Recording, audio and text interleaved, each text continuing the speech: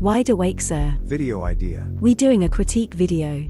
A little disclaimer, I don't know anything about writing stories, ending, etc. I'm just some guy using AI to make YouTube videos. However, because I read so many manga with wild endings, and Attack on Titan is coming to an end this year, I decided to make this. When it comes to any form of media, whether it's a book, a movie, anime, or a video game, we want to feel satisfied when we've finished whatever we've invested our time in. So we asking the question, can a lousy ending spoil the whole story? A bad story ending can be incredibly disappointing to a reader. It can leave them feeling unsatisfied and let down after investing time and energy into following the plot and characters. A poor ending can even detract from the overall enjoyment of the story and make it difficult for the reader to recommend that media to others. One of the main reasons a bad ending can be so disappointing is because it often feels like a betrayal of the reader's trust. Throughout the story, the author has led the reader to believe that certain events or outcomes are possible, and a poor ending can make it feel like all of that build-up was for nothing. For example, if a story has a strong and well-developed protagonist who has been working towards a specific goal, it can be incredibly frustrating for the reader if that goal is suddenly and inexplicably abandoned in the ending. A bad ending is not the only factor that can completely ruin a story. There are elements within stories that also do the same. A recent manga I began reading had one scene that utterly ruined the entire narrative for me. Now, if it was done to add to the story, and by and large, it did, but because it was so random and odd. It was purely for a guy's shock value, and fetish?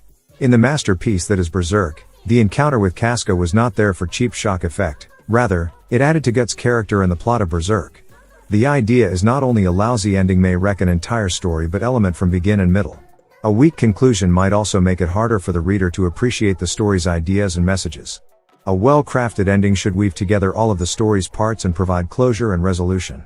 Without this, the reader is left with ambiguity and a lack of closure. An author can write a horrible story conclusion in a variety of ways. One common blunder is introducing a fresh narrative twist or revelation at the very end of the work, which can come across as a cheap ploy to shock or surprise the reader. Another blunder is simply leaving the story unfinished, with no feeling of closure or resolve. This can convey the impression that the author didn't know how to end the story or didn't care enough to provide the reader with a suitable conclusion.